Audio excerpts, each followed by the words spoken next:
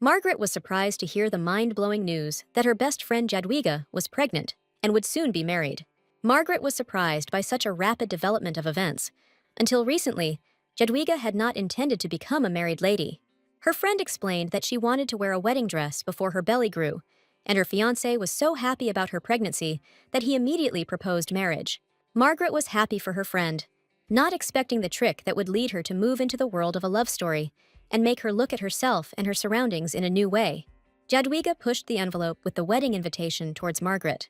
The friend smiled sweetly and convincingly asked Margaret to come to the main celebration in her life.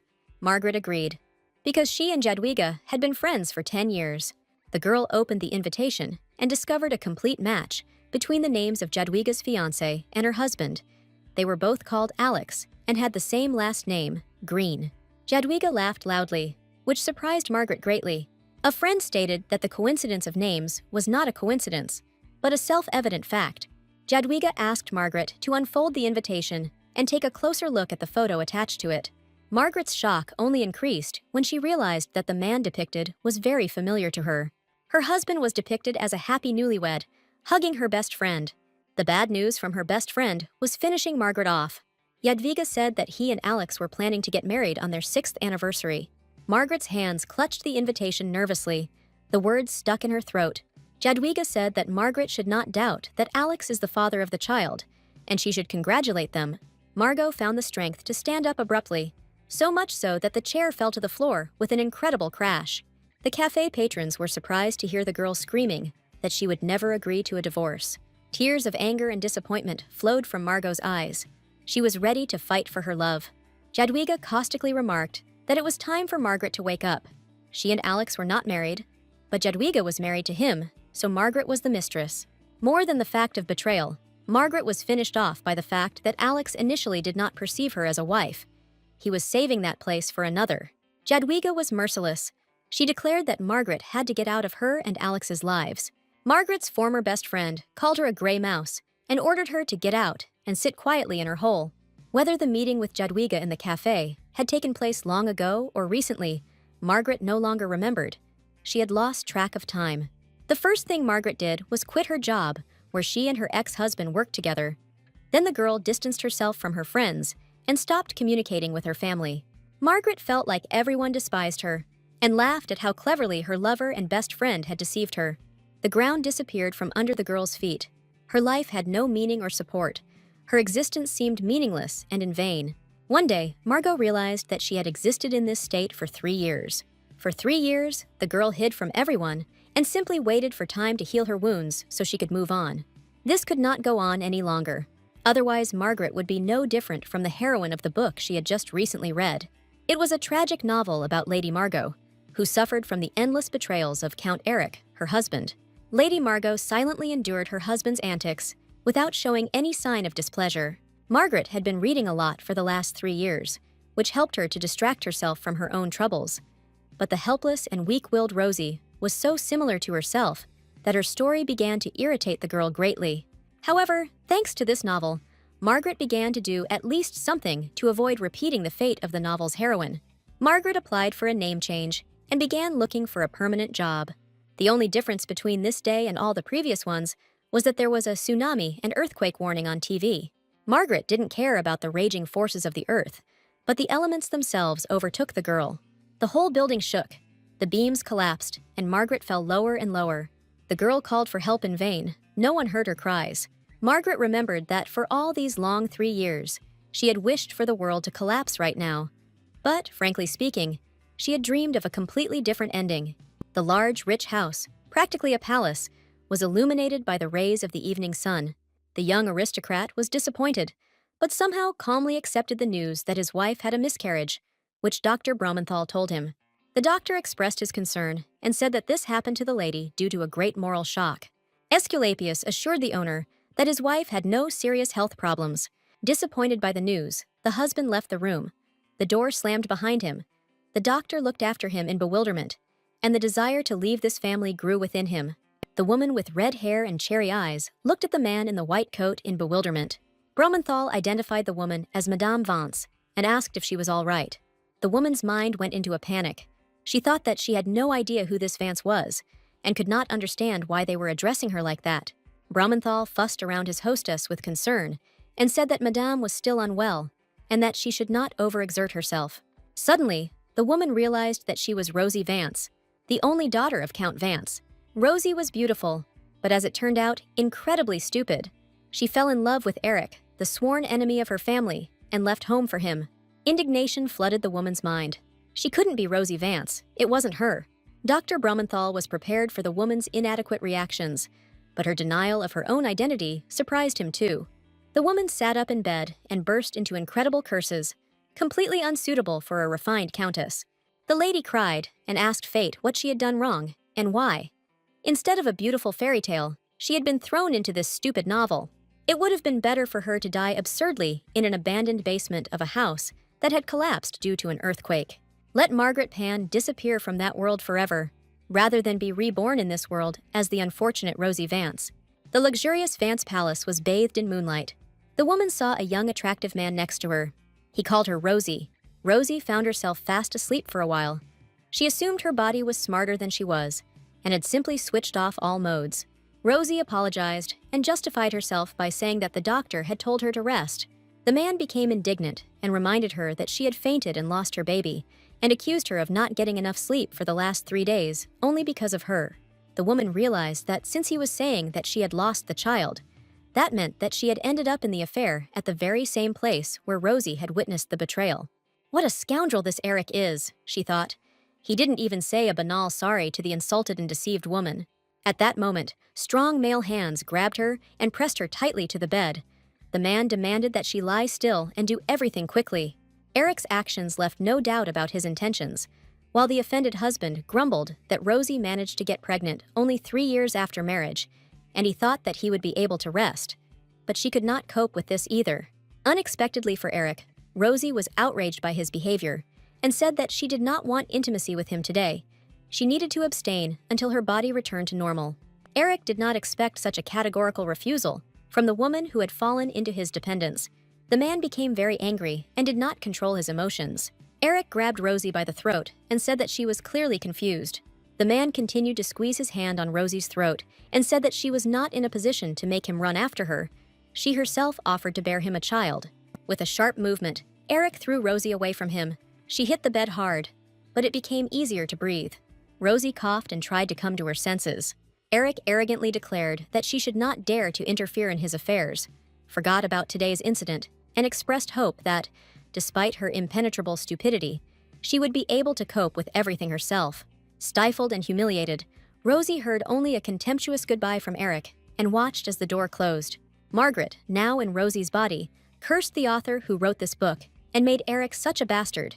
She didn't know who to curse for ending up here, but she really wanted to get out of here. The woman greeted the morning, wondering how she could find at least someone who could help her. Rosie lived in seclusion, did not communicate with anyone, and was not close to anyone. Suddenly, the woman heard a strange dialogue. The maids accused one of them of not wanting to work, and that they had to do her duties for several days. Rosie asked the servants what was going on, and why they were making so much noise. One of the maids explained that Donna had gone missing a few days ago, apparently having had a disagreement with the other children. Another angrily stated that if she had a phone, she would have filmed everything they were doing and reported it to emergency services or sued him. Rosie, hearing about the telephone and the rescue service, ordered the girl who had spoken about all this to be brought to her. After some time, a girl in a maid's dress with beautiful blonde hair stood in front of Rosie. Rosie told the girl that she had heard her name called Donna and realized that she was having a lot of trouble at work. The maid's wary gaze spoke of mistrust. The woman suggested that the maid discuss everything in private, without unnecessary witnesses. After a brief exchange of news, the maid nervously exclaimed that she realized the reality of what was happening, and that in fact, they were both caught up in the same affair. Rosie said that, to be honest, she herself doesn't really understand how this happened after she was electrocuted. The maid said that in that world, she had an accident, lost consciousness, and woke up here. Rosie suggested that they died on the same day, and that's why they ended up in the same place. The maid replied that she didn't fully understand what was going on here, but offered Rosie friendship. Rosie was happy. She just thought that it would be difficult for her to survive alone in an unfamiliar world. When she met this girl, probably fate brought them together. The woman suggested that with Donna in the novel, she would not be so lonely. The maid said that in the past world, her name was Jadwiga. Her parents gave her this name so that she would live long and happily and not lose to anyone. This name is rare, the maid boasted. Once you hear it, you will never forget it. Rosie chuckled. Margaret, that is, she herself, would definitely never forget Jadwiga. The irony of fate was that the reincarnation of her former best friend was now standing in front of Rosie. A long friendship did not prevent the woman from taking Margaret's husband away and successfully marrying him. Rosie tried to remain absolutely calm and friendly. The girl said that Jadwiga was a very beautiful name and thought that, although the name was not very common, it was not a fact that it was the same Jadwiga. Rosie asked Jadwiga Donna how old she was. Donna burst into tears and said that she was 29 years old in that world, and she was very upset that she got married so early. Rosie realized that this was the same Jadwiga. There could be no doubt. This is the very same woman she didn't want to see even after death. But why is she here? Donna asked if they were the same age and what her name was. Rosie lied that in the past world, her name was Hannah. Donna replied that she was hearing this name for the first time and that she didn't know any girls with that name. Rosie thought it was natural, since she had changed her name from Margaret, which she had borne for more than 20 years, to Hannah. Margaret was always a quiet person and didn't have many friends. The girl looked at her former best friend and thought that the gods were merciless, since they bound sworn enemies with evil fate. Rosie tried to project friendliness, and she succeeded. Donna announced that she had a friend who was very similar to Rosie, and that made her even more happy to meet her. Jadwiga Donna remembered with pleasure Margaret and how she trampled her life. Donna found it funny to watch Margaret that day, unable to speak, only shedding tears. The girl asked Rosie to tell her what the novel was about. She was not at all familiar with its plot. Long ago, when her husband had not yet been taken away, Margaret naively agreed to help Jadwiga and would have told her everything, but not now. She replied that this was a banal love affair. Rosie Margaret did not mention that this novel has a very tragic plot and a sad ending. Donna was sure that she was the main character, who was destined to achieve dizzying success in the end. This caused a sly smile on Rosie's face. The woman claimed that Donna was an unnamed extra, which caused a storm of indignation and the question of who the main character was. Rosie stated that the main characters here are Count Vance, and she is Countess Vance, his wife. Donna was incredibly upset and outraged by the fact that the leading role did not go to her. Rosie calmly said that it wasn't her fault, it just happened. Donna thought that Countess Vance looked like a country bumpkin and that her fancy clothes didn't save her, and she was clearly prettier than her. Donna looked at the decanter appraisingly and wished she could dress much more elegantly. Donna wondered out loud what kind of person Count Vance was, thinking that if the central character was so insignificant, then the protagonist would be close to him. Rosie said that Eric was the epitome of charm, so cute that it was impossible not to fall in love with him at first sight. Rosie admitted that she fell in love with Eric immediately and was constantly running after him. Donna replied that since she had been dragged here, she had not been able to meet a single handsome man. Rosie ensured that Donna would understand her once she met Eric and warned that the Count was a bit dry. Lady Rosie admitted that it was she who insisted on marrying Eric. Donna sympathized flatteringly and pretended that she thought Rosie was very beautiful and did not understand why Eric ignored her. Margaret Rosie no longer believed Jadwiga. She understood that she was pretending to console her. At that moment, the door suddenly swung open, and Count Eric angrily shouted that someone here was only having fun, and he had worked all night and had not closed an eye. Donna asked fearfully who the man was. Eric didn't behave at all gallantly, and who was there to put on a show in front of? Just his wife and some maid. Rosie introduced him to her new old acquaintance as Count Eric de Vance, her husband. Donna Jadwiga sighed languidly and looked coquettishly at the Count. The girl's finger, as if by accident, began to describe circles around her lips. Margaret Rosie immediately recognized Jadwiga's old habit of flirting with other people's suitors. She knew for sure that getting involved with her husband was dangerous for any woman, but she decided not to stop Jadwiga. Jadwiga Donna curtsied gracefully, languidly lowering her eyes. The woman announced that she was glad to meet the Count, and her name was Donna, not at all embarrassed by the fact that she was a maid and her new acquaintance was a countess. Donna declared that she was a close friend of Rosie's. The Count looked at the woman with ambiguous interest and said that he did not know that his wife was friends with anyone. Donna answered him with the same subtext, that she and the Countess had communicated in early childhood. Rosie Margaret became disgusted by watching the communication of these two people, and she finally decided to help Donna win her husband. She herself asked for it. Donna continued to seduce the Count and began to tell him that she had heard a lot about him and she had always been told that he was a wonderful man, and now she saw that this was absolutely true. Eric became interested in the new woman who had appeared in his circle, especially one who was so accessible. Donna thought the Count had every possible virtue. Eric has a strong body, a cute face, a huge mansion, and a lot of money. This man was simply made for Donna. At least that's what she thought. Donna was sure that the role of the Countess would suit her better than Rosie. This world would also revolve around her, just like the previous one. Rosie Margaret pretended to be unwell and went to her rooms, leaving Eric and Donna alone with their fate. Margaret was convinced that this was the same Jadwiga. But why did this scoundrel get into the book with her? Jadwiga Donna and her husband Eric are two peas in a pod. Let them live happily ever after. Rosie Margaret hoped that she would be lucky and would escape from her husband and live a quiet and happy life. The woman suddenly realized that Jadwiga's appearance in the novel was not a punishment from the gods, but a gift. Margaret had the opportunity to get rid of two wastes at once and close the gestalt. Rosie Margaret closed her eyes dreamily. She would not allow herself to be treated like before. However, it was necessary to figure out what and how to live after the divorce.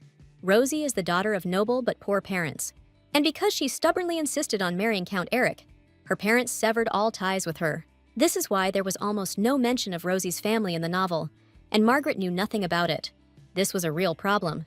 Even if Margaret finds out something about Rosie's family and finds her home, the prodigal daughter may not even be allowed on the doorstep. The woman did not want to get divorced and end up on the street. She had to leave her husband in order to live happily ever after. Margaret Rosie decided that she had to survive in this world. And to do this, she first of all needed information about it, as much and in as much detail as possible. Rosie saw the maids in the corridor and approached them with a request. The woman ordered that Gwen's butler be called to her. Gwen didn't keep us waiting long and quickly showed up to his mistress. Rosie told him that she urgently needed a tutor. Gwen clarified the reason why the lady decided to hire a teacher. The woman replied that she was a countess and was going to enter high society. She needed to achieve a level of education in order to worthily represent her husband in it. Gwen was surprised by the lady's decision. Unexpectedly, she decided to turn from a suffering woman into an aristocrat. Gwen had seen all too well how much Rosie had suffered lately because of her husband, but now she had apparently decided to move forward. The butler replied that he would convey her wish to the Count, who would not be able to refuse her, and Margaret Rosie decided that she had one less problem. The only thing that worried the woman was the suspicious behavior of the servants. The maids whispered and looked away. The reason became clear very quickly. In principle, Margaret Rosie expected something like this. The woman sent the servants to perform the weaving duties. The maids tried to delay her or distract her. Margaret quietly approached the room she had just left and listened. Jadwiga Donna pretended to refuse, and Eric insisted that the servants would remain silent, and his wife always sat in her room, so they had nothing to fear. The last doubts about the correctness of her actions vanished from Margaret's head. These two deserved each other. Let them now live as they want, and Margaret will be on her own. The sun cheerfully looked into the windows of Count Vance's mansion. It didn't care about people's problems. Count Vance also didn't care about his wife. He was only surprised by the butler's message that she decided to call a tutor. It was strange that she decided to do this right now. When he advised her to do something, she didn't lift a finger. The Count decided to let his wife do what she wanted. The butler asked which teacher they should choose. Eric stated that Rosie should deal with her teachers herself. There was no need to ask him about it. The butler saw that there was someone else on the Count's bed, and it was Donna. The woman crawled out from under the blanket and grumbled that since the Count had woken up himself, he could have woken her up too. Eric replied that she had been overtired yesterday, and he wanted to let her get some sleep. The Count asked the butler sharply if he had anything else to say. If not, then he could leave, and should do so as quickly as possible. Eric was eager to be alone with Donna. Gwen hurried away so as not to provoke the owner's anger. Donna looked after the butler with disdain. Kissing Count Eric, the woman smugly thought that it was hard to be as beautiful as she was. The Count gently stroked the woman's chin. The next second, he abruptly pulled his lover onto the luxurious bed. After some time, the Count asked if Donna still wasn't satisfied. It seemed that she was satisfied and slept like a baby. The woman pretended that Eric was gorgeous and smiled tenderly at him. Donna Jadwiga did not consider Duke Eric an excellent lover. He was not nearly as good in bed as she thought. However, the woman said that she absolutely loved being with him. Rosie Margaret scribbled her pen on the paper, taking notes as dictated by her tutor. The woman was in despair. Why did she have to learn so much? What would happen next? if the first lesson seemed very difficult to her. The teacher summed up the story. The Rosie family owned the county of Serviart and lost the fight for the imperial throne. Their lives were saved only with the help of Arthur, the crown prince and archduke of the empire. The patron was unable to save them from the loss of their possessions and complete ruin. After hearing the whole story, Margaret learned that Rosie had fallen in love and married the man who had destroyed her family, and what a monster she had looked like in the eyes of her parents. It turned out that the current ruler is not the crown prince's biological father. The tutor said that the previous emperor and empress fell ill and died, and the young heir's uncle took the throne in his place. It was for the best, because at that time, the crown prince could have become a big problem for the country. The heir was cold-blooded, ruthless, and had a cruel disposition. The tutor warned Rosie not to get involved with this man under any circumstances. The lady diligently wrote down all the information that reached Archduke Arthur. Margaret remembered that according to the plot of the novel, Arthur was executed by the emperor's supporters. Meeting him was very important and also not easy. Caution in any case would not be superfluous. The maid reported that the carriage ordered by the lady earlier for 9 in the evening had arrived. Margaret learned that Rosie wanted to attend the auction and buy a gift for the count. Margaret decided that Rosie was just crazy. What did she see in this brat to give him presents? However, once the carriage was ordered and served, the woman decided to go to the auction and have some fun. Very soon, Margaret Rosie arrived at the place and got out of the carriage. The woman was confronted with the very same auction house where, according to the plot of the novel, Rosie won Tears of the Moon. This poetic name was given to a necklace that Eric had long dreamed of, and Rosie had gone out of her way to snatch it at an auction and present it to her husband.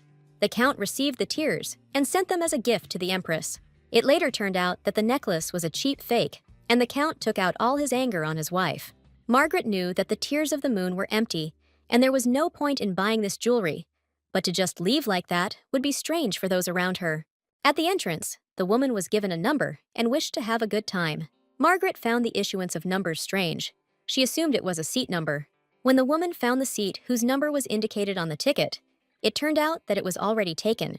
Margaret Rosie looked sheepishly at the man taking her place. In front of her sat a handsome blond man, judging by his clothes, belonging to the highest circles of the aristocracy. The woman politely addressed the man and informed him that he was taking her place. The man radiated coldness and contempt for everything that surrounded him. He wondered why there were numbered places here. This had never happened before. Margaret Rosie broke out in a cold sweat. She had apparently made a gross mistake. The servant accompanying her came to her rescue. He told the woman that this was not a seat number, but a number for participation in the auction. It is used to announce oneself and name the price, but one can sit in any seat. Margaret felt guilty for wanting to push away a man who was just sitting quietly. The woman heard the employee call the man Archduke Arthur and apologize for the incident, and was simply stunned by her own impudence. Margaret Rosie's attendant hastened to apologize to the powerful aristocrat for his mistress's misdeed. But the crown prince had already stood up. The tutor's instructions flashed through the woman's mind, not to get involved with Arthur under any circumstances. It was urgent to get out of this situation. Margaret hastened to admit her mistake. Archduke Arthur could not get a word in during the countess's quick apologetic speech. The woman chattered that she was asking his forgiveness for her ignorance and the rudeness she had committed, and was begging for mercy. Margaret Rosie looked closely at the expression on Archduke Arthur's face. The woman decided that he seemed not to be very angry yet, and that she had the opportunity to leave quickly. Arthur took Margaret Rosie's hand in his and led the woman to his seat. The Archduke ordered the woman to sit on the chair next to his. Margaret Rosie was still hesitant about accepting the Archduke's invitation. The woman said she wanted to sit in front of him, a suggestion the Crown Prince resisted because she would then block his entire view. Margaret Rosie decided that it was better to agree with this man than to contradict him. The auction began with the host loudly declaring that only money was important here. It was announced that incredibly valuable lots would be put up for auction. The first lot listed was an ancient gemstone. Auction participants wishing to purchase the first lot entered the bidding. Margaret listened and was amazed at how much money these people were willing to pay for a single stone. Those gathered here lived on a completely different level than ordinary people. Meanwhile, the precious stone was bought for 35 million local tugriks. The next lot announced was an item that many of those present wanted to become the owner of. The host announced that the next lot was a moon-tier necklace. The initial bet was astonishing in its size and amounted to 50 million rubles. The bidding began, and the initial bid was set at 10 million. Margaret remembered the plot. Rosie would win, but the necklace would turn out to be a fake and would only bring disappointment to both of them. This time let others win, the woman decided. She wouldn't even flinch. Margaret Rosie saw that her neighbor, Archduke Arthur, had decided to enter the fight for possession of the Tears of the Moon. The man raised his number and loudly declared that he would give 100 million for the necklace. The woman listened in surprise as the crown prince's opponents continued to raise the price of the necklace. Margaret Rosie thought that she shouldn't keep quiet for the entire auction, but if she got into trouble at the wrong time, she would bring trouble on herself, and everything would happen again. The Archduke decided to raise the stakes even more. Apparently he really wanted to win. Margaret Rosie placed her hand on Arthur's wrist and earnestly asked him not to buy tears. The woman asked the crown prince to stop and not buy the necklace, explaining that it would be a waste of money. The Archduke was very surprised by his neighbor's persistence and asked what business she had with his money. Margaret looked at Arthur with pleading eyes and wondered how to answer him without harming herself. Countess Vance continued to hold Archduke Arthur's hand, preventing him from making his next bet. The woman cursed herself for her bad habit of meddling in other people's business. She needed to eradicate it as soon as possible. Finally, Margaret decided to tell the truth and declared that the necklace was a fake. Arthur asked the woman how she knew this, because if she was right, then the organizers of the auction were insulting all the aristocrats present. Margaret didn't know how to explain. She couldn't say that she read about it in a book. The woman said that the auctioneers themselves didn't know that they were putting up a fake for sale. Arthur stated that the woman seemed overconfident, but if the necklace turned out to be genuine, her intervention would cost her dearly. Or Countess Vance is no longer afraid of anything, Arthur clarified, and Margaret Rosie was afraid that he had recognized her. At this time, it was announced that the Tears of the Moon had been sold for 360 million. Archduke Arthur asked the Countess why she was silent or was planning to run away without taking any responsibility.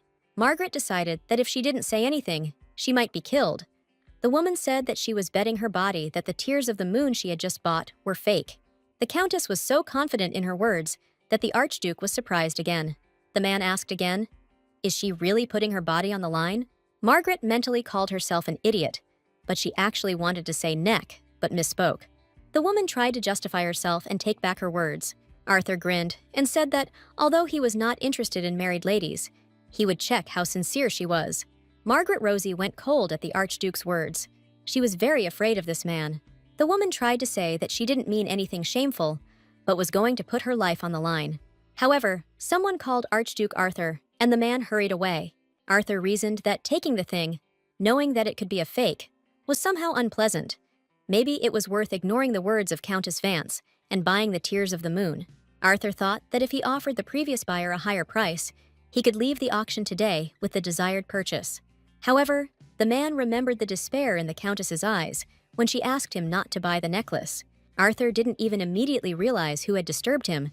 He didn't expect to ever cross paths with the prodigal daughter of Mrs. Serviart. Now Rosie has become an exact copy of her mother, and just as beautiful, the Crown Prince sighed. Rosie and Arthur's first meeting took place long ago in her parents' ancestral castle. Rosie was very little then and did not want to say hello to the prince, who was also a very little boy then. The girl claimed that the prince didn't look like that, and it wasn't him at all. The little girl was capricious, cried loudly, and hid behind her mother's dress. Arthur remembered his confusion before this childish and very stupid hysteria. The Archduke remembered that even when Rosie cried inconsolably, her face retained a sweet appearance. Memories of distant childhood years evoked pleasant nostalgia in the Archduke. Countess Vance was in despair.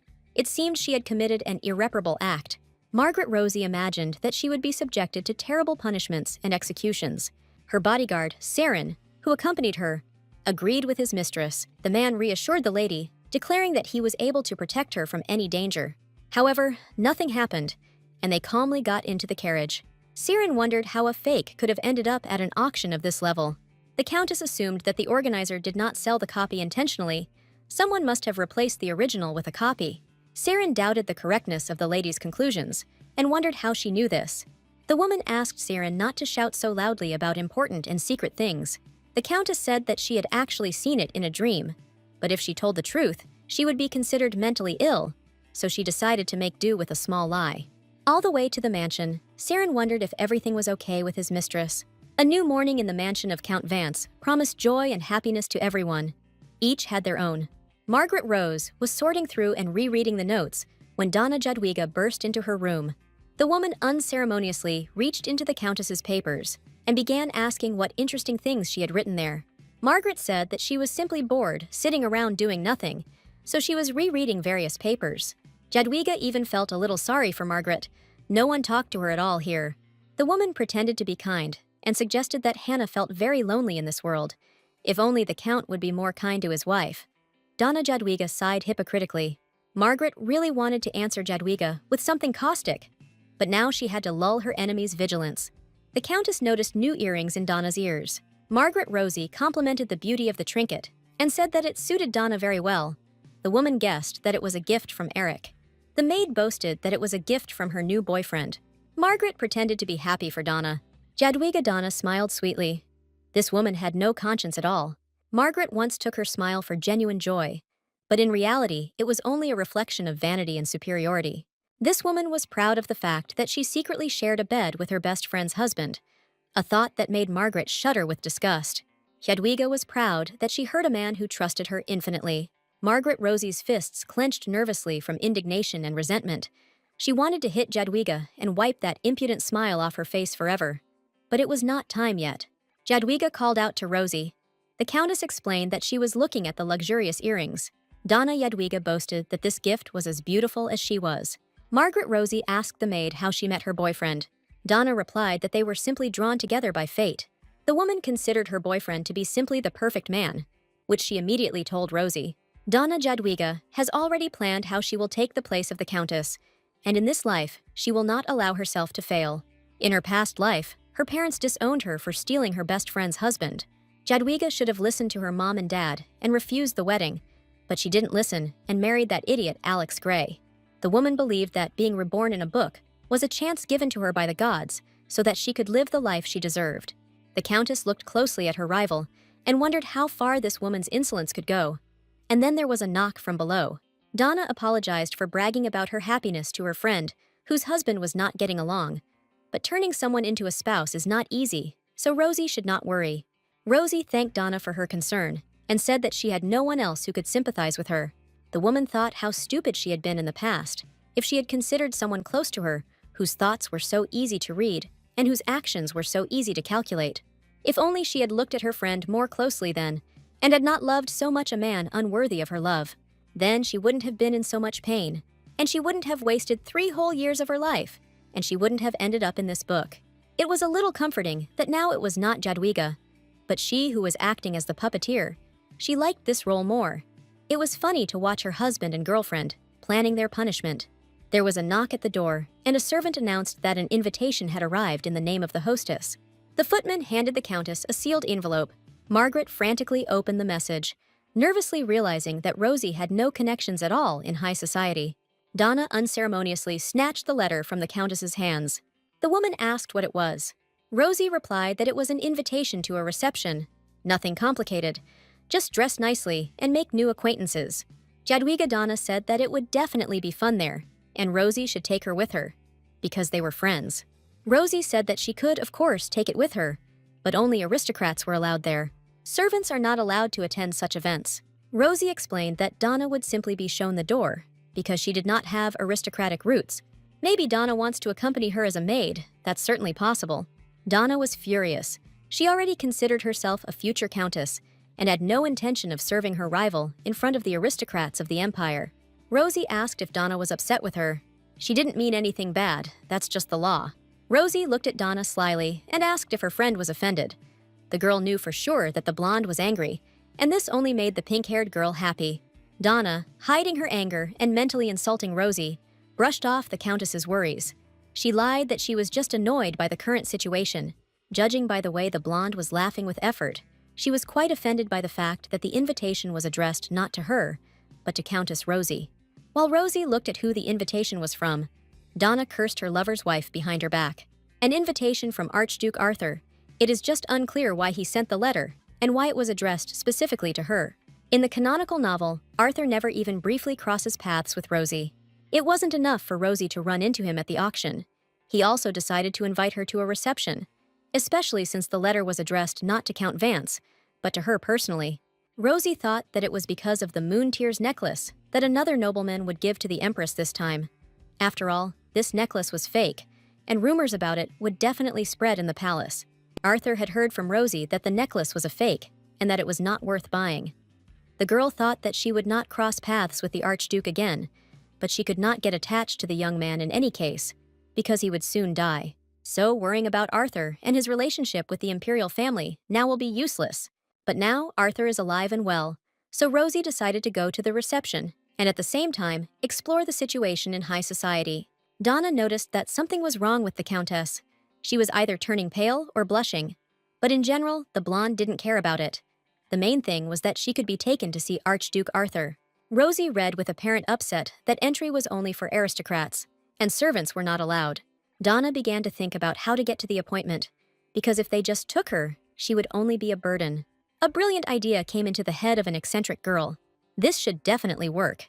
The curtains of the spacious wardrobe were pushed aside by the hands of the maid. The Count's mistress looked contentedly at Rosie's outfits and jewelry, as if she were looking into her own personal closet. There was nothing but old, simple dresses, so Donna decided that when she became a countess, she would ask the Count to fill her wardrobe with more sophisticated things, and she will ask him to go with her to the reception. Anyway, in the future, she will have to meet with nobility. The blonde's attention was drawn to the tiara, which glittered enticingly on the shelf. The girl decided that even though the tiara looked simple, it would suit her for the time being. The Countess tiara looks much better on her than on plain Rosie. The girl continued to rummage through the mistress's wardrobe, looking for something else to profit from. A pair of small children's shoes came out of the wardrobe, and the blonde picked them up. Donna thought Rosie was an idiot. The Countess had a miscarriage, and for some reason, she was keeping baby junk. Besides, the child creates nothing but problems. Thinking about this, the girl threw the shoes back under the closet. In her past life, she had a child, and she knows better than anyone that all he does is constantly make noise and cry, and that this is of no use in life. She would have been better off spending the time she spent with the baby on taking care of her skin. And in this world, there is a nanny who will take care of everything, so there is nothing to worry about. Good walked over to her closet and was horrified at the mess Donna had made. The blonde turned to the Countess carefree and cooed that she simply had nothing to wear, so she was looking for something she could borrow from the Countess. After all, that's what friends are for, to help each other and share personal things. Rosie frowned in displeasure. She didn't really care, but she needed to provoke Donna into wanting to take her place. The Countess snatched the crown from the maid's hands, shouting that she could take anything but this tiara.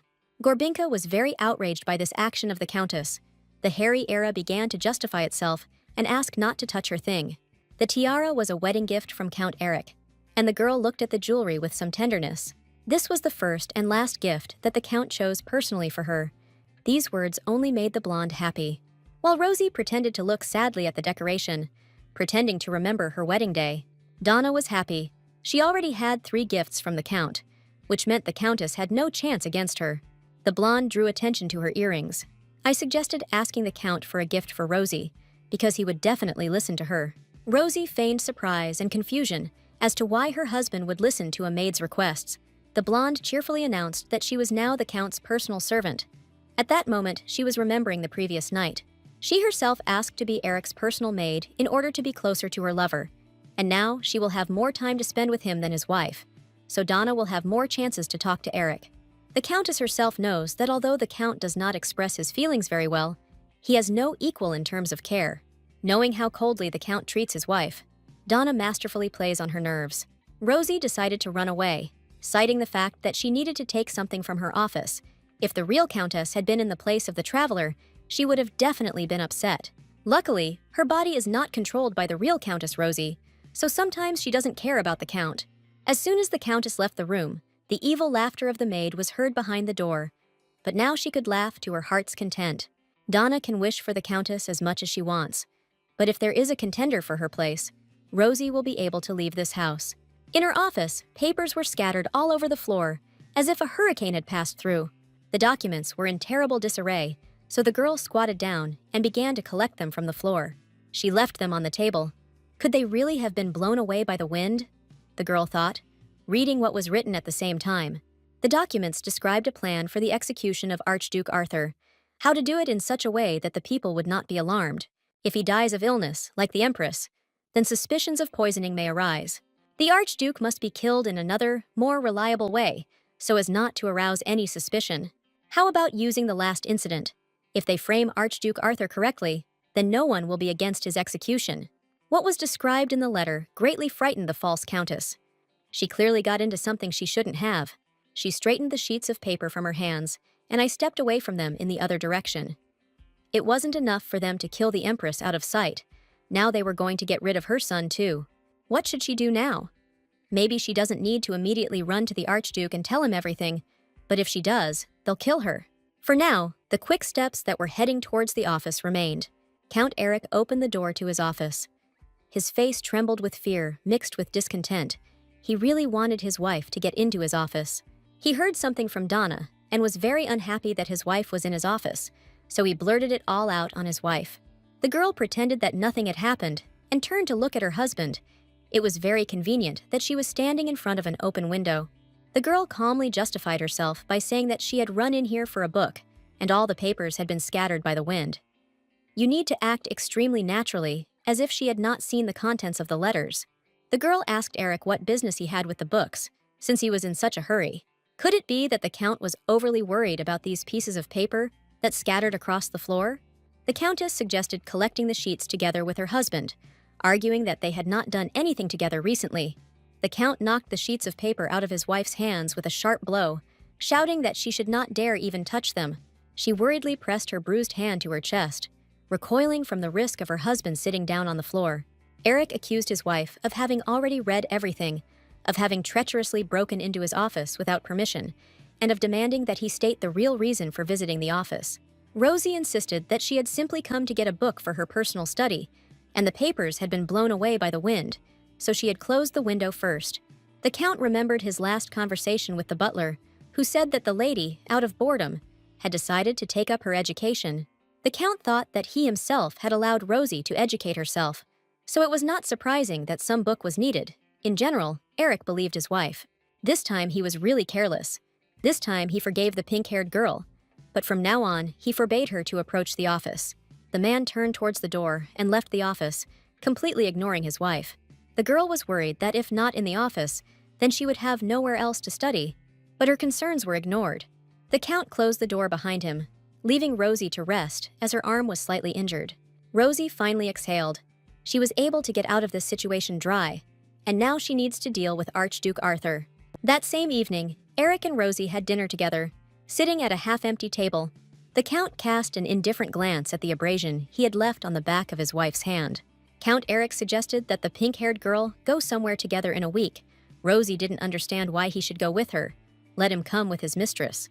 The girl thought that he was apologizing for hitting her during the day, so she decided to refuse. She told her husband that she had other plans for the next week, and she would not be able to tear herself away from them. The Count put down his dinner fork and reminded her that next week would be a difficult day, and Rosie should remember that.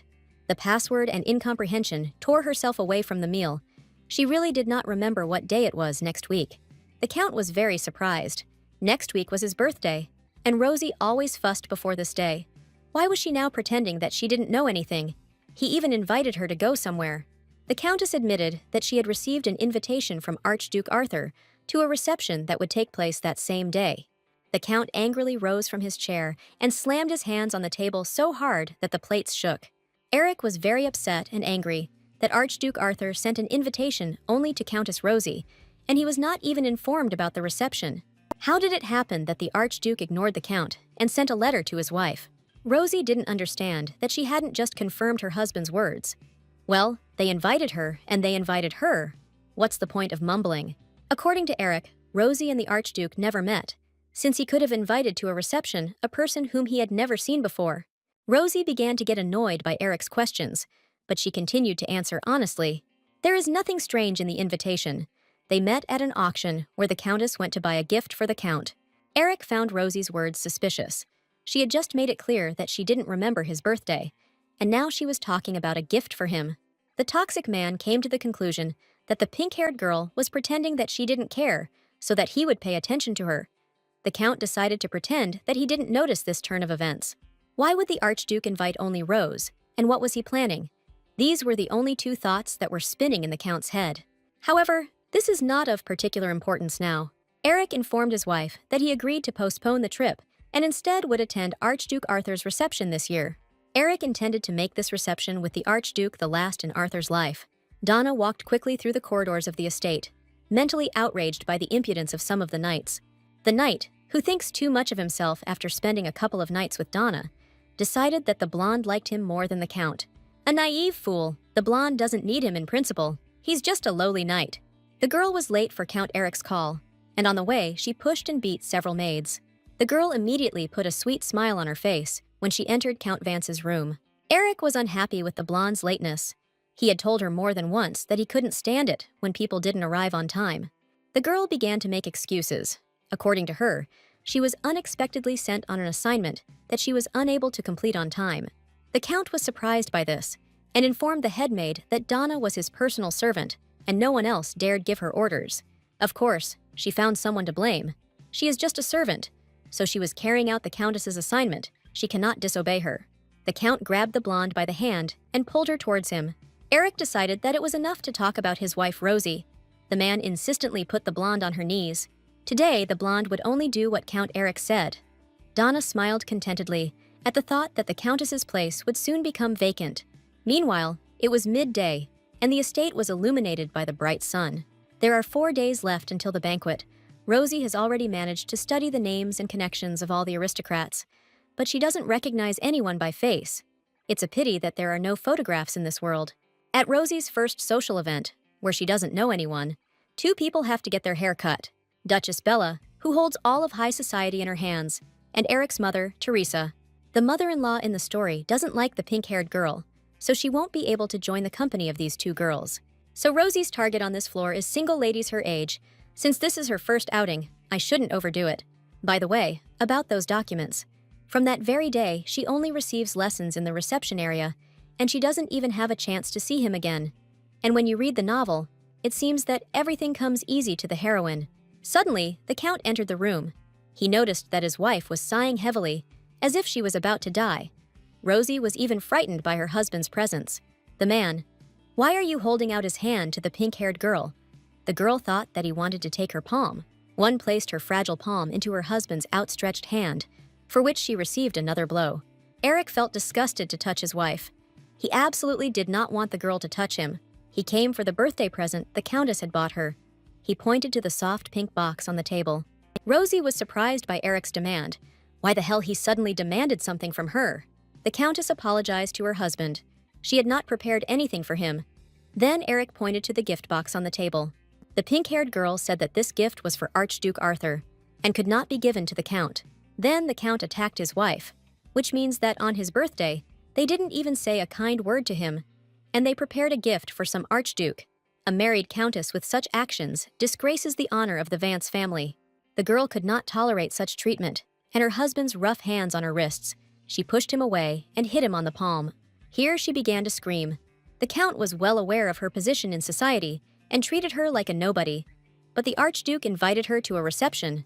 She cannot help but give him at least a modest gift as a token of gratitude, and her husband's sour face is of little concern to her now. The girl took the gift and pressed it tightly to her chest.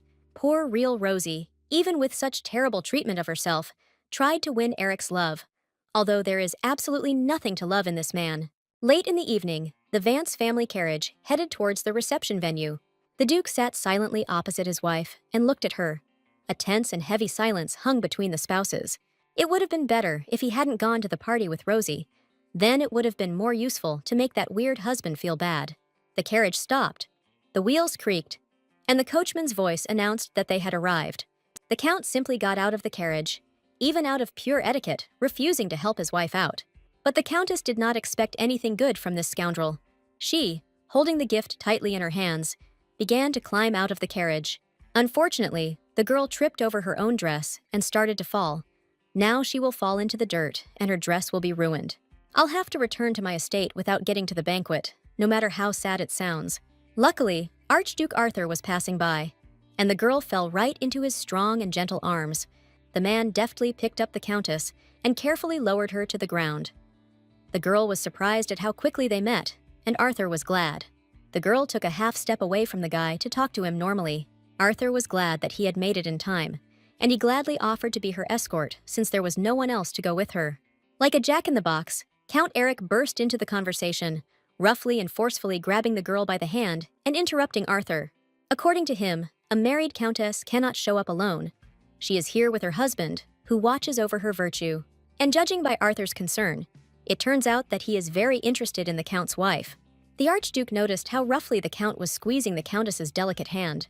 It seemed to Arthur that Count Eric was not showing his wife the attention she deserved. He didn't even help her out of the carriage.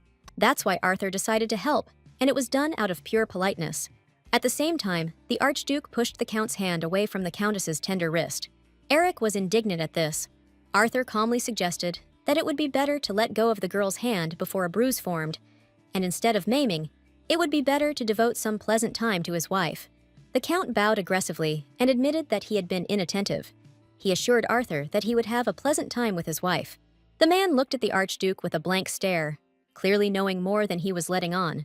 Eric advised the Archduke to greet the other noble guests. They should devote their full attention to the Vance family. Arthur approached the Count and whispered an important piece of advice to him. Sometimes, in order to achieve a goal, you have to hide your claws. The Archduke himself is now eager to rip out the Count's vile tongue. Arthur only pretends to be kind to Eric, and they advise the Count to also turn on the actor. Otherwise, he looks like a snotty youth. Arthur asked the Count to be less emotional at the banquet, and not to spoil the mood of everyone present. The Archduke walked on, ignoring the Count's aggressive gnashing of teeth. Eric called Arthur a bastard after that, but still took his words on board. The Count's aggressive and hateful gaze fell on Rosie. His wife irritates him. Eric pointed his finger at the Countess and ordered her to come back and wait for him. And no nonsense. And the Count went in the opposite direction from the entrance, leaving his wife alone on the threshold. The girl froze at first. She didn't know what to do. The Countess had to enter the room alone. Her husband had left, and Arthur had been scared away, so she had no escort. The voice of the herald announced her name as soon as she crossed the threshold of the ballroom. The girl became nervous, but mentally calmed herself down.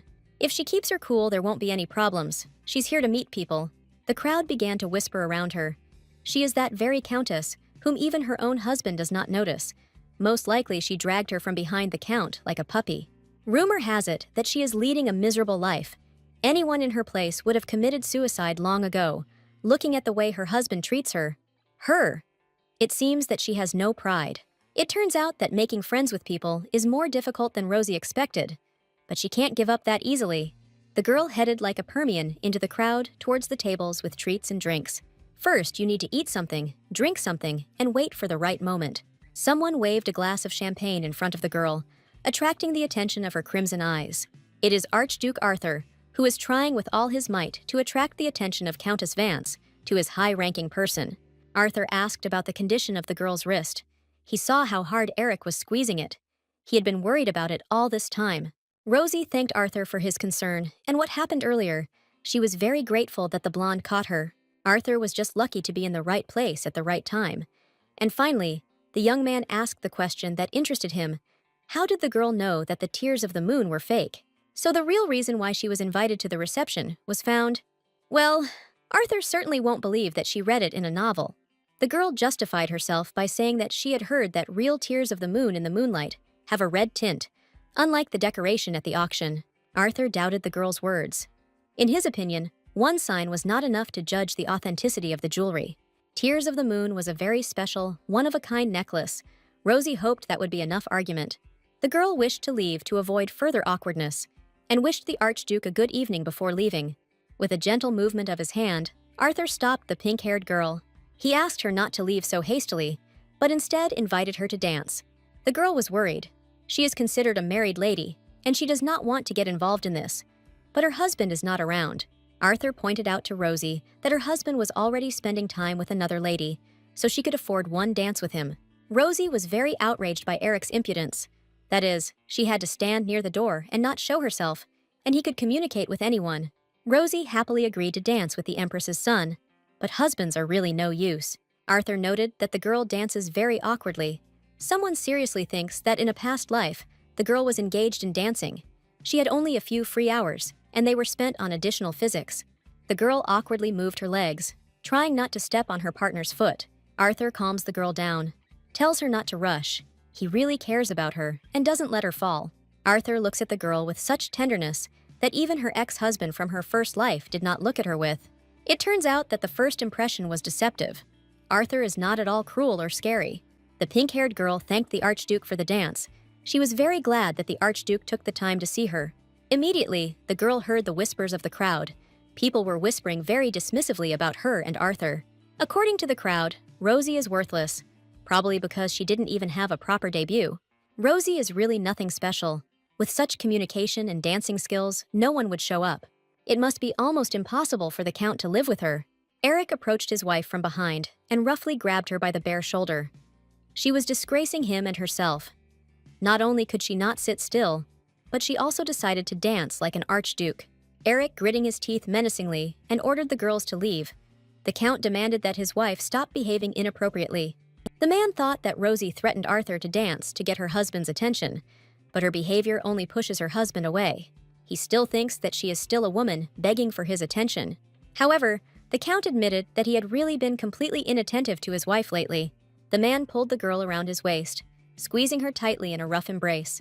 The girl was outraged by the actions of her unwanted husband. Unlike a real Rosie, she doesn't like this. According to the Count, his wife has a right to be angry because he hasn't hugged her for 3 weeks, and she must have missed him. The man was about to give his wife a proper hug to make her read everything they had missed. To the Count's surprise, Rosie pushed him away, not wanting his attention or his touch at all. According to Rosie, Eric has had too much to drink and is out of control of his actions. In short, Rosie went to rest, brazenly ignoring all of Eric's attempts to appease her, which shocked the man. Rosie turned and walked away from her husband, not paying the slightest attention to his attempts to stop her. In the Count's eyes, this looked strange lately. Rosie had been constantly avoiding him. Although the atmosphere just now had been quite favorable, in the Count's opinion, long Eric did not suffer. He saw a pretty maid and decided to hit on her that evening. Indeed, who cares about the state of his wife? This problem can be easily solved. And in the meantime, the Count will take care of the pretty maid. It seems that the Count really only has one thing in mind. To behave so disgustingly in decent society is terrible. Rosie was distracted from her thoughts by a cry for help. The girl immediately jumped up and headed towards the source of the sound. The girl thought that someone was dying. Are you really such a cruel novel? The Countess's body froze, completely not obeying her mistress and refusing to even move. She needs to run away from here before the one who is bullying the other person notices her. The second life can't end so quickly. Archduke Arthur came out of the corner. For some reason, there was blood on his suit, although he called the Countess as sweetly as always. Rosie was surprised to see the Archduke here, but Arthur's presence did not reassure her. Arthur asked about the girl's condition and what she was doing here alone. The Samara Duke was completely covered in red liquid, as if he had killed a man. The Archduke removed his hands from the Countess, because it was impolite to extend hands stained with blood to a girl. Rosie started to wail and swear that she would pretend that she had not seen all the indecency that Arthur had done. Rosie admits that she thinks Arthur just killed someone and promises to pretend she didn't notice. The young man politely leaned over and asked with a smile that the girl really thought he was the killer. Rosie referred to a scream coming from roughly the same area where Arthur had come from. The girl heard a scream, and then the Archduke appeared, covered in blood, naturally. She assumed that he was the killer. Besides, if someone dies at his banquet, he'll be the one in the most trouble, so this idea is stupid. Well, Arthur admitted that his appearance could indeed raise questions, so he extended his hand to the girl invitingly. If Rosie follows him, he will show her the answer to all the questions she now has. The girl looked at Arthur with interest and confusion, and Avia agreed to check if her guesses were correct. The Archduke brought Rosie to the crime scene. The entire lawn was covered in blood. It turns out that the Marquis of Blend was attacked by a monster, and the Archduke saved the guest. And the blood is on Arthur, because he was checking to see if the Marquis was breathing, and it was at that moment that he heard Rosie's footsteps. Now the monster has disappeared without a trace, and what happened really turned out to be a big misunderstanding. The palace guards went straight to the scene of the crime and surrounded the Archduke, accusing him of murder. The man with the interesting mustache was the leader of the procession of guards. He suspected that sooner or later something like this would happen. This is Duke Plish, and he suspected that sooner or later something like this would happen. According to the Duke, it was necessary to choose better who to attack, and touching the Marquis of Blend, who was also a favorite of His Majesty the Emperor, was a bad idea. So that's it. No wonder everything seems so strange.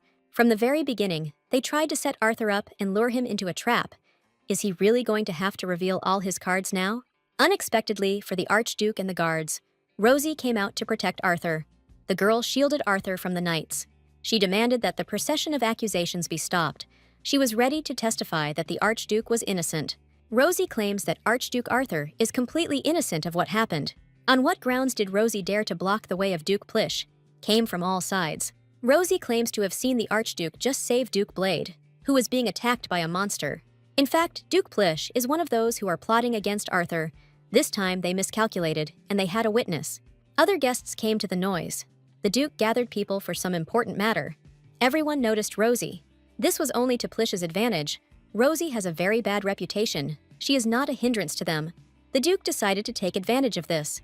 Why was the Countess, who should be at the reception with her husband, here with the Archduke? This kind of attack didn't surprise the pink-haired girl at all. Plish noted that Rosie's dress was terribly dirty, as if she had been lying around somewhere. Plish thought that this was the end of the conversation, and that Rosie would back down to save her husband's reputation. The girl realized that Duke Plish wanted to get her involved and force her to either retreat or testify against Arthur. Rosie pretended to be upset and hid her eyes in her hands. She said that she came here with her husband and got lost in the garden. The monster that appeared did not suddenly attack her, but the RTS Duke drove it away and saved her. If it weren't for Arthur, Rosie would have died too. Just like Duke Blade, Plish became worried and demanded that the monster be handed over. Arthur looked at the pink-haired girl with a slightly confused expression. Rosie continued her story. She left briefly to bring a man to help the Duke, and during this time, the monster disappeared without a trace. The girl turned to Arthur and winked at him cheerfully. She was definitely on the Archduke's side. Arthur supported the Countess's idea. Most likely, the creature would be on its last legs, and its corpse would soon be found somewhere in the garden. Duke Plish was terribly angry. His plan to frame Archduke Arthur had failed. It is now impossible to frame the situation in such a way as to accuse Arthur of premeditated murder. But Duke Plish asked to do everything quietly, without a single witness. But his subordinates failed again. The crowd began to whisper. No one doubted the purity of Arthur's intentions. Everyone was more concerned about where the monster had gone. Duke Plish began to nervously dart his eyes back and forth. There had to be at least the slightest chance to turn everything in his favor. Pliché will definitely thank the Countess for today's business in order to look acceptable in the eyes of the public. Duke Plish is the closest ally of His Majesty the Emperor, the one who, having squeezed everything possible out of Count Vance, sends him to the scrap heap. The girl politely curtsied and asked for forgiveness if she had been impolite to the Duke.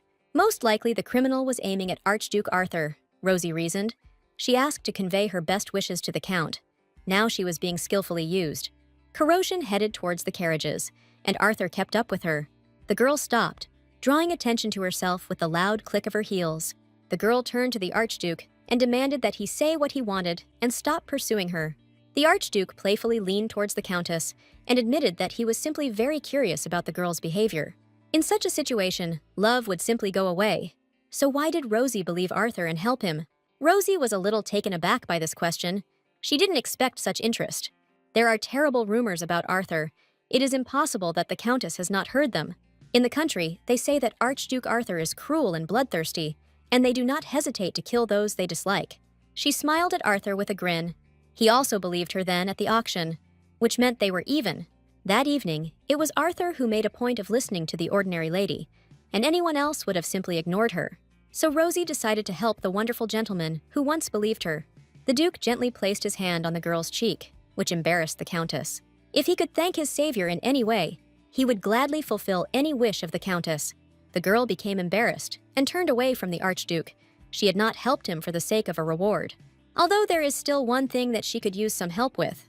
She wants a divorce. She needs Arthur to help her divorce Count Eric. Arthur was surprised by the request. He doubted whether the girl really wanted a divorce. Rosie confirmed her desire. Count Eric is a terrible person, and the girl wants to correct the mistake of her youth and stop living with the abuser. The Archduke laughed in response to the pink-haired girl's request, which slightly embarrassed her.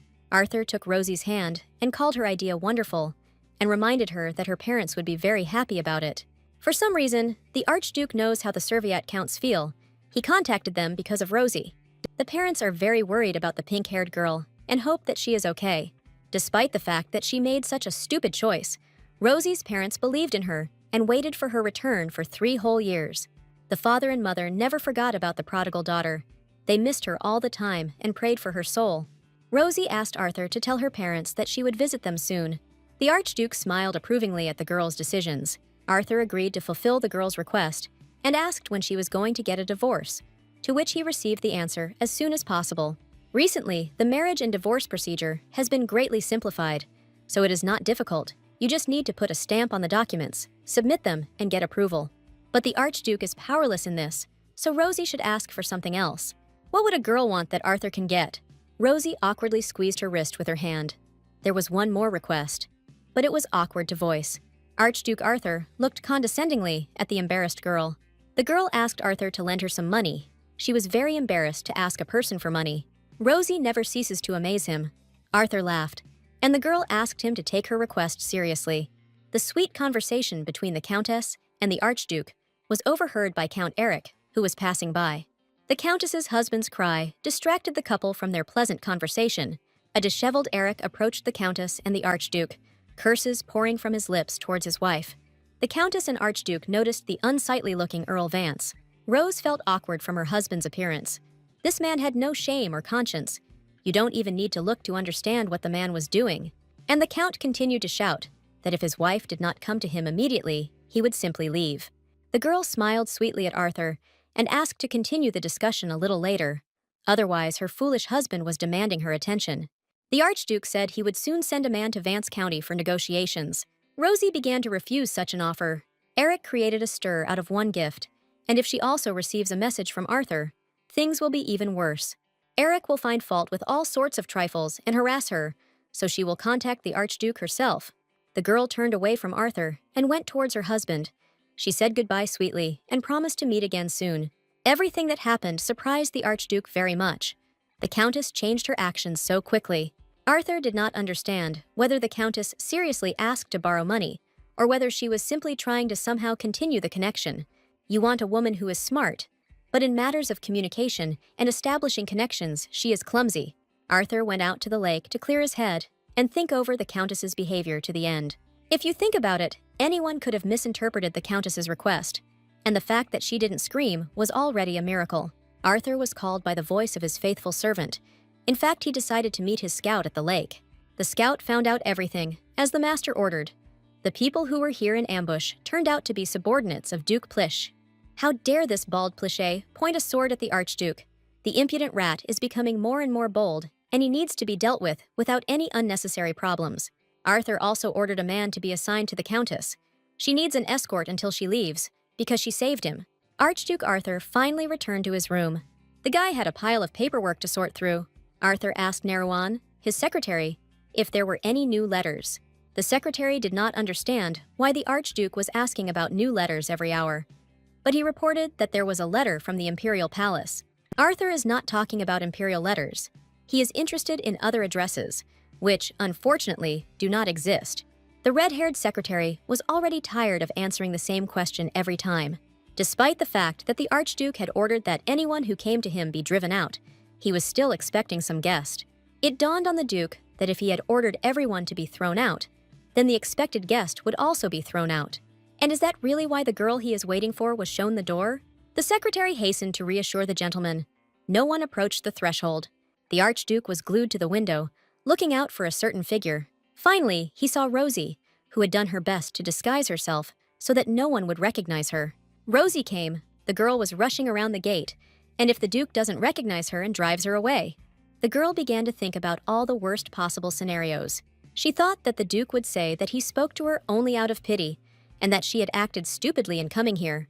She was worried that she had nothing more to talk about with the Duke, and that he would demand that she shut up and leave. The girl was gathering her strength, and as she was about to enter the gate, the guards called out to her.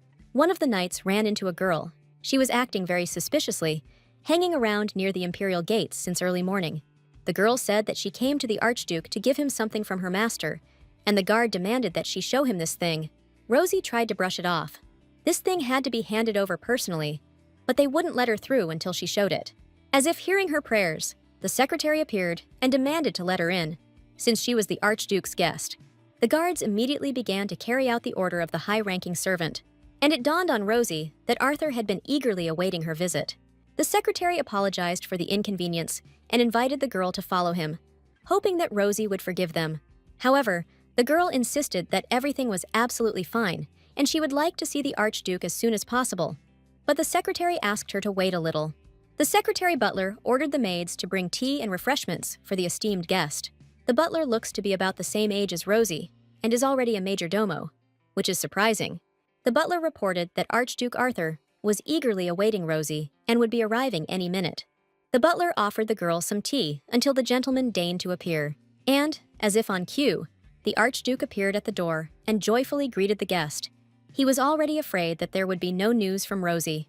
The butler happily noted that Arthur had changed his clothes and tidied himself up before meeting the girl. Meanwhile, in the lair of the main villains, who were thinking about eliminating Arthur, if the plan had succeeded that day, the team of bastards would have gotten rid of the Archduke much faster. But it turns out that Count Vance has a very good wife who gets involved in things she shouldn't. Eric was condemned for not even being able to keep an eye on her, but instead running after the maids, basically, as always. Most likely, which as we already know, turned out to be true. The Count was again lying in the arms of some woman. The head asked to stop ruining the Count's reputation. The man apologized. Perhaps he was hasty and misjudged the situation, but Eric's embarrassed face told the whole story. The leader himself will talk to Eric and demand that this not happen again. The leader himself will have a stern talk with Count Vance and discuss his behavior. Because of some girl, Eric put the entire operation at risk. The chief roughly pushed the Count to the floor and demanded that he get rid of Rosie by any means necessary. Duke Plisht knew that letting the damned servient into the house was the worst possible idea. Eric was given a month to get rid of his wife's presence in his life. In these 30 days, Count Eric must make the right choice. At the same time, a meeting between the owner and Rosie took place at Arthur's estate. Arthur didn't expect Rosie to even disguise herself before the visit. In fact, if it became known that the girl was here, nothing good would happen to her. Because of the wig, the Archduke compared the girl to his puppy, who also looks cute and has the same color fur as the girl's wig.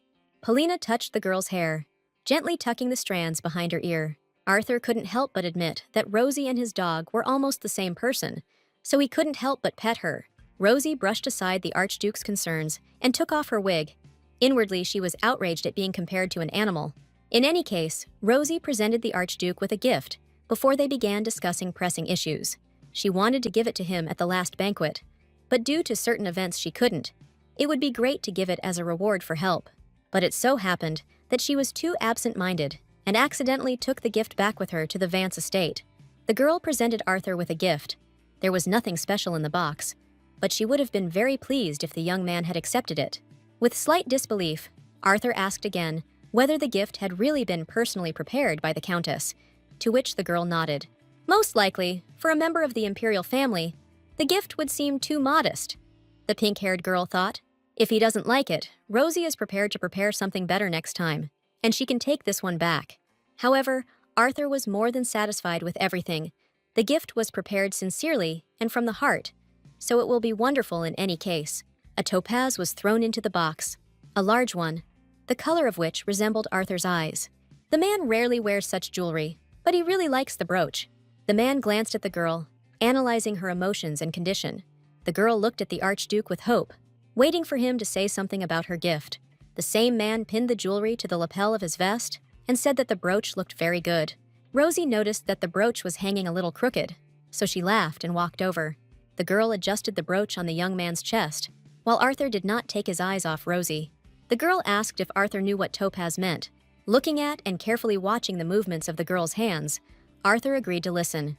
Topaz has healing properties, so it is often given as a gift to wish good luck in battle. According to the plot of the novel, the Archduke will soon be gone, and this fact could be ignored, but the pig looked sadly into the Archduke's eyes. She was very impressed with him. The girl looked away sadly. It was up to Arthur to decide whether to believe her or not, but she wanted to warn him that he would soon be framed and executed. Arthur raised his eyebrows in surprise and looked up at the serious and sad girl. Rosie admitted that she did not want the Archduke to die, and this brooch also carries her hope that everything will be okay. The main thing is that she spoke out, and what to do next is up to the Archduke to decide. It would be better, of course, to postpone this conversation until trust is established between them, but she may not have time to warn him, so it is better to prevent the execution while there is still a chance. The man smiled and calmly addressed the girl. After the incident with the necklace, he had no doubts about her. He asked the lady if she knew how to prevent his death, and the girl was surprised that Arthur believed her. The man understood the girl's concern and told her out loud that he truly trusted her like no one else. After all, she had already saved him once, so he asks her to tell him more about his future execution. At the same time, at the Vance estate, Rosie's double was nervously waiting for the lady near the window. The Countess said she would be back before dinner, but dinner was long gone. In the morning, Rosie gave a wig to one of her maids and ordered her to pretend to be herself. According to legend, Rosie is unwell, so no one will come. The maid Jane only needs to wait until dinner. Suddenly, the doors to the Countess's chambers creaked and opened. The girl was asked to leave the medicine on the table near the entrance and leave the room. She didn't notice that the medicine was brought by none other than Count Eric. The man noted that even the girl's voice had changed, indicating that she was indeed very ill. The maid was surprised. The Count should not have entered the room, and Jane would be exposed. The man put the medicine on the table with a slight clink, and the girl asked why they hadn't sent a maid. The man wrapped his arms around the girl's thin waist and said that he considered it necessary to spend time alone with her. In a rough voice, the man demanded that Rosie tell him what she was hiding. The man grabbed the girl by the throat and squeezed it tightly, leaving bruises on her white skin. Because of Rosie, the Count had to endure humiliation from his colleagues, so he wants to teach his wife a lesson, and the faithful servant was glad that the Countess was not there, and the Count was not harming her. Suddenly, the door to the room opened again, and Donna entered. The blonde had been looking for a lover for a long time, and she asked the Count to go away with her for a while. The Count was unhappy that he was distracted, but he let his wife's double go. The man left with the blonde because an urgent matter had arisen, and Eric finally said that his wife was nothing but trouble. Rosie's double sank to her knees in front of the window. She was very scared. Jane begged Madame to come quickly, for if she were found out, something very terrible might happen. Meanwhile, at Arthur's estate, the real Rosie was giving the Archduke advice on how to survive.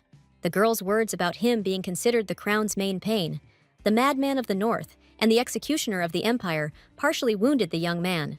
In fact, everything is more serious than it seems, but Arthur is becoming more and more uncomfortable with this realization with every word. Strange sounds distracted the girl from her monologue directed at Arthur. The Archduke's puppy rushed towards his owner and accidentally knocked over a vase. To help Rosie, Arthur used magic, and the girl stepped not on a shard, but on a magic circle. The Archduke picked up the Countess in his arms and did not let her fall to the floor again. Arthur was worried whether the girl was hurt.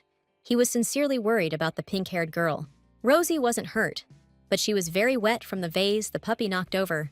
In the summer, the butler rushed into the room after the dog, shouting the dog's name and the command to return. But the dog doesn't care. He came to his beloved owner, and he is happy. The butler apologized, and the dog suddenly broke free and ran away. Rosie thought about what had just happened and felt like she was floating. She decided to ask Arthur directly about it, whether she had jumped in surprise when he caught her. The butler with the dog in his arms was watching all this.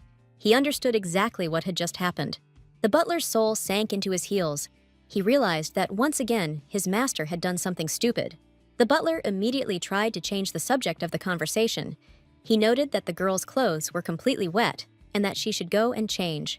Rosie refused the butler's offer, and suddenly Arthur's shirt fell onto her shoulders. Separately, she was surprised by Arthur's actions, why he undressed and put a shirt on her.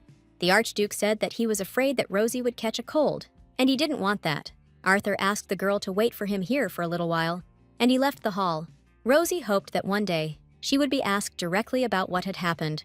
The butler told the master not to use magic, and more than once, Arthur argued that he could not do anything else.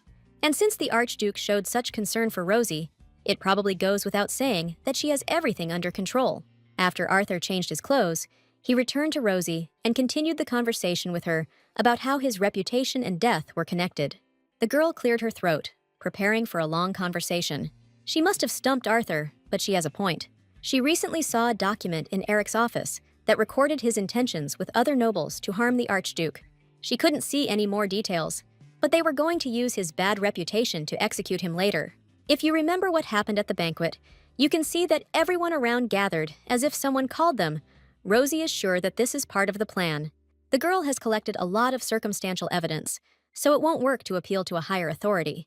The short pause made Arthur a little uneasy. There is clearly no evidence, and the case concerning the former empress can be left unmentioned. There are already quite a few people involved in the case, and Count Eric most likely shares Duke Pleshia's views. But Rosie is ready and confident that she can save the life of the Archduke of Artois.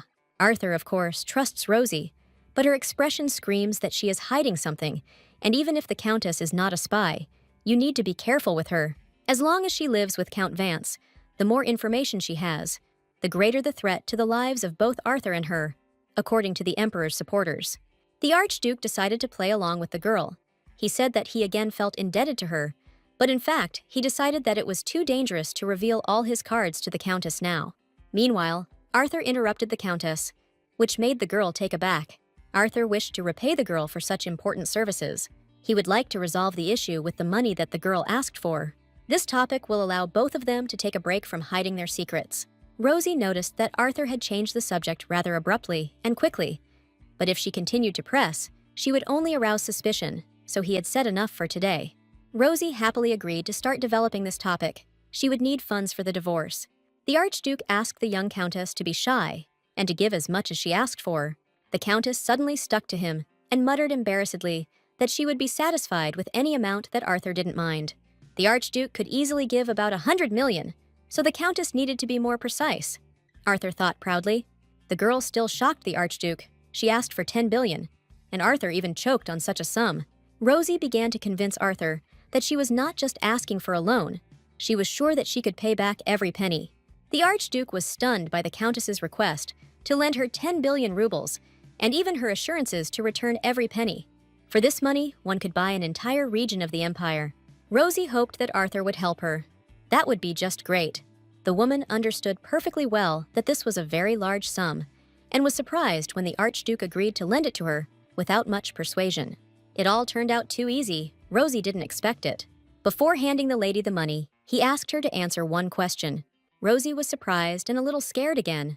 Arthur was very interested in what the Countess was going to do with such a huge sum of money. The woman was wondering what was better for her, to tell the Archduke the truth, or to lie convincingly. The woman was in a good mood, because her problems were solved much easier than she had imagined. If Arthur supported her financially, her plan would come true much faster. Rosie explained to the Archduke that after the divorce, she would go into the department store business. Arthur became interested and asked to tell him more. The man stared at the Countess like a schoolboy, his mouth almost falling open in surprise. Rosie felt like a real teacher, ready to preach something reasonable, kind, and eternal to the young. The woman explained that a department store is a building designed exclusively for shopping, with many small shops located under one roof. The shopping areas that exist today are certainly good, but the shops in them are located haphazardly. To find the right product, you have to go everywhere or make individual orders. The new infrastructure, Rosie believed, would be more than competitive with the current shopping arcades and areas. Arthur decided that Rosie would build a huge building, rent out space in it, and collect rent from the merchants. The woman said that instead of rent, she would charge merchants a commission on sales. In addition, she planned to allow only luxury goods into department stores, and instead of monitoring production, Rosie planned to mark up the products by 30% on the original price. Arthur understood the woman's idea. The cost and quality of products would increase, and the goods would become prestigious, which would perfectly satisfy the vanity of aristocrats. The absence of rent will be to the advantage of merchants, and nobles will rather go shopping in a place that is quick and convenient to get to, and where everything is luxuriously furnished. Rosie asked Arthur what he thought about whether it was worth investing in such a business, whether it would be profitable. The Crown Prince liked the Countess's idea. It promised to bring great profit. The Count's mansion is covered in night darkness. Countess Rosie was hiding in the bushes. She needed to get to her own room as quickly as possible. The conversation with the Archduke dragged on, and the Countess promised to return no later than 7 o'clock. Jay is probably very worried. Making her way closer to the walls of the mansion, Rosie noticed that the light in the windows of her room was not on. Had her faithful maid fallen asleep?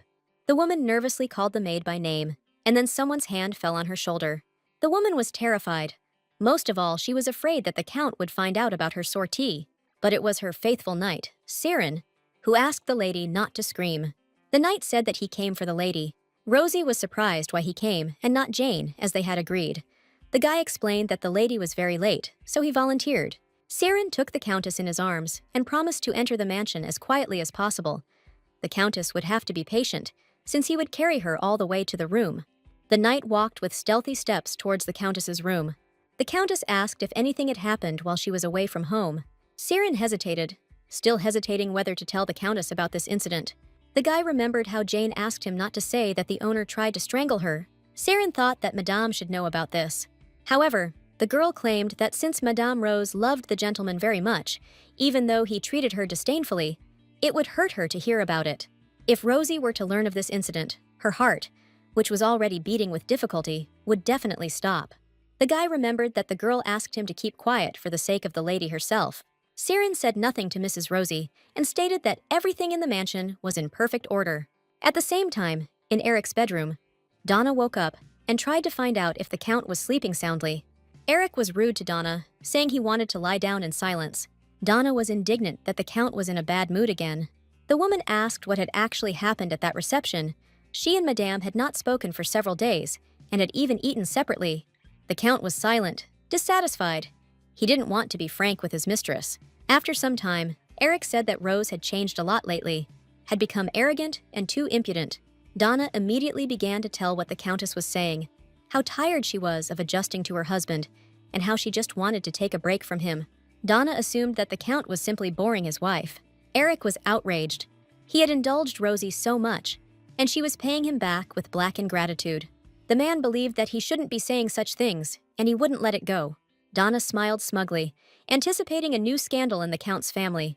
The Count's words that he would divorce his wife in a month or so became a balm for Donna. The woman became interested in how Rose would react when this news reached her. In the morning, Donna hurried to the Countess's room. Rosie sat quietly at the table and sorted through some papers. Without looking up from her work, Rosie asked what was troubling Donna so much. The blonde sat down at the Countess's table and said that she felt like Rosie's relationship with the Count was really bad. Rosie became alert, prepared to listen and not react. The woman said that the Count might be offended that she had not hugged him for several days. But it was no big deal. She would soon sort everything out. Donna chuckled. How would she settle it? Eric was already talking about divorce, and Rosie was a real fox. She knew how to throw dust in people's eyes. Donna warned Rosie that men don't like being pressured, and added that Alex really didn't have that. Rosie pretended not to know what they were talking about, and asked who Alex was. Donna replied that it was her husband from a past life. This guy had nothing special to brag about, so he kept puffing and puffing over her, but to no avail. Rosie's hand shook with indignation, and the pen made a large blot on the paper. Donna realized that she had gone off topic, and advised Rosie to make an effort to get the man to reach out to her. Rosie replied that it wasn't a very good idea with her husband. He didn't like women who were too proactive.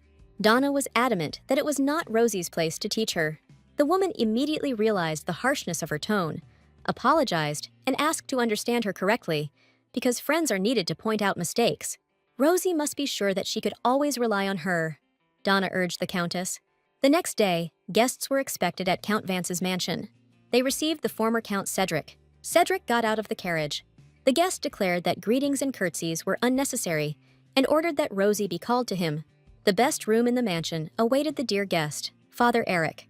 Rosie asked her father-in-law why he had arrived unannounced. Cedric de Vance was furious and declared that Rosie got her ability to be cheeky and have a sweet face from her mother. Cedric praised his daughter-in-law for her good acting and asked if she really didn't know why he was there. Rosie replied that she did not know the reason for his sudden visit. Cedric banged his cane loudly on the floor. The Countess froze in surprise. The man shouted loudly, "If Rosie can't help her husband, then at least let her not hinder him. How much longer must he be disappointed in them, fools?"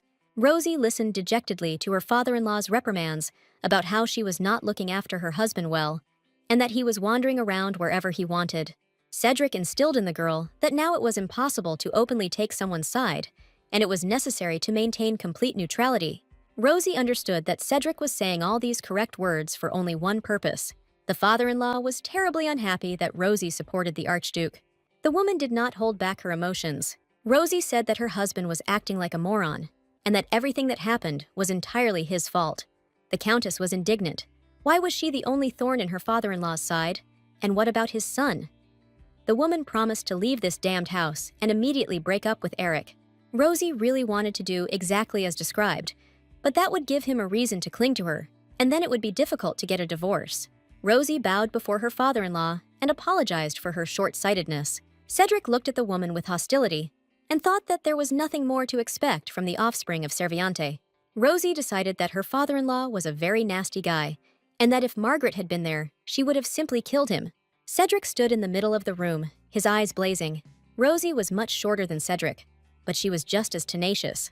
Cedric's servant appeared in the room and announced that he had another meeting soon, and it was time for him to say goodbye to his daughter-in-law. Cedric glanced towards the servant. The guy was steadfast and silent as a rock. Cedric was about to leave his son's mansion and said goodbye, that he had come today with a warning and hoped that she had heard him, and that next time words alone would not do the trick. Rosie wondered if her father-in-law had come to the mansion just to scold his negligent daughter-in-law. Something was wrong here. Cedric lingered in the corridor and asked his secretary whether Leto had coped with the task assigned to him. The guy reported that he left everything he ordered in Rosie's room.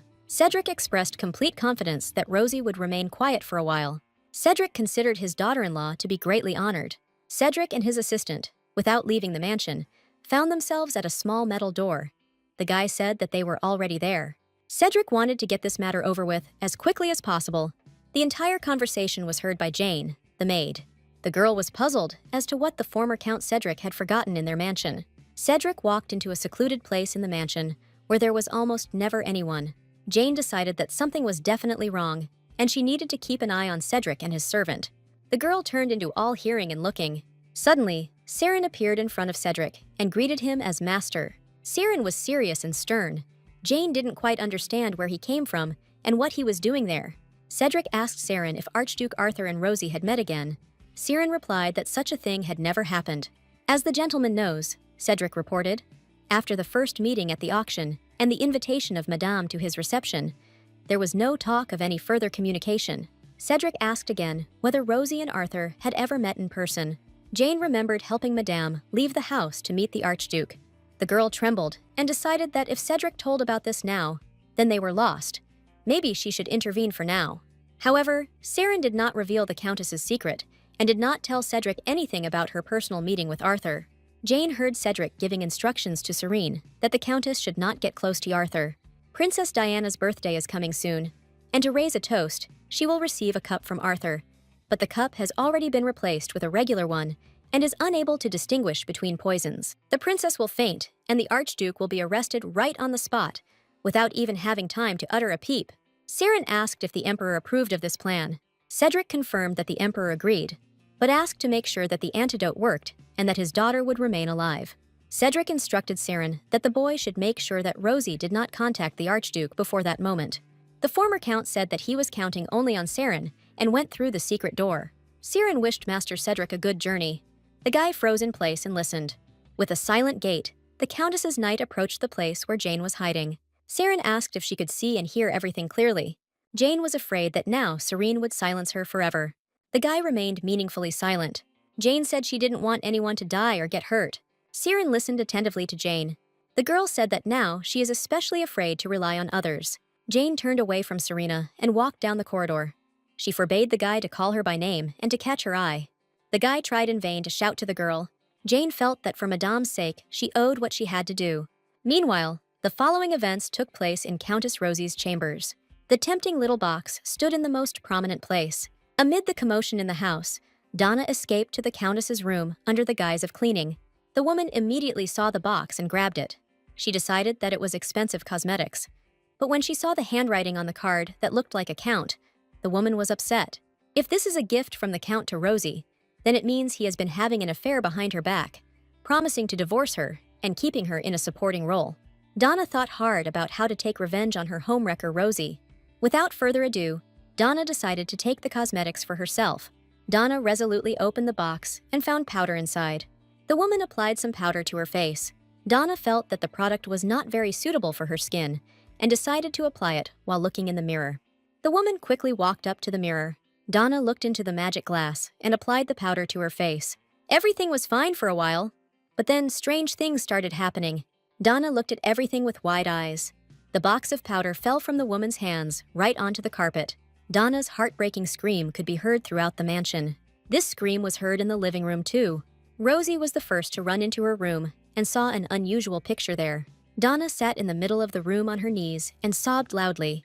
Rosie looked at Donna with fear and asked what happened to her face. Donna turned around, and everyone saw that her cheeks were covered in sores and bumps.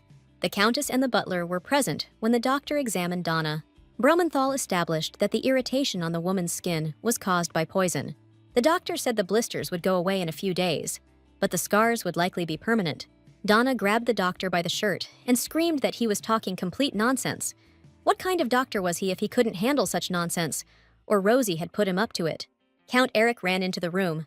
He found a sweet picture of Donna, trying to shake a way to cure her out of the doctor. The woman abandoned the poor doctor and burst into tears. Joanna ran up to the Count and asked what she should do now. The Duke had absolutely no idea what was going on, but the doctor quickly figured out what was going on. Rosie explained that Donna had applied the powder the Count had given his wife to her face and had suffered burns as a result. The Count was incredibly surprised. He never gave cosmetics. Eric realized that his father had probably come and that this incident was only his doing. Brometal ordered that all of the Countess's cosmetics be brought. If the cause is hidden in cosmetics, then the poisonous product should be in this room. Donna had to find him. The woman examined everything and said that there was no poisonous substance here. She clearly remembered that the powder was contained in a jar with a precious stone in the middle. It was strange that it was this very box that disappeared, as if it had evaporated. Donna said that the box with the note from the Count on it had disappeared. Donna blamed Rosie for ordering the product to be thrown out. The woman screamed furiously that Rosie had lured her into a trap and destroyed the evidence. The butler was sure that the Countess was not capable of such a thing. He questioned all the servants. There was no such box in the Countess's room to begin with. After all, who would believe that some servant dared to take the Countess's cosmetics and use them for her own needs? Donna's screams annoyed the Count so much that he demanded that the outrage be stopped and promised to sort everything out. Rosie asked if the Count would just leave, but Eric replied that he had no time and advised his wife to lie down.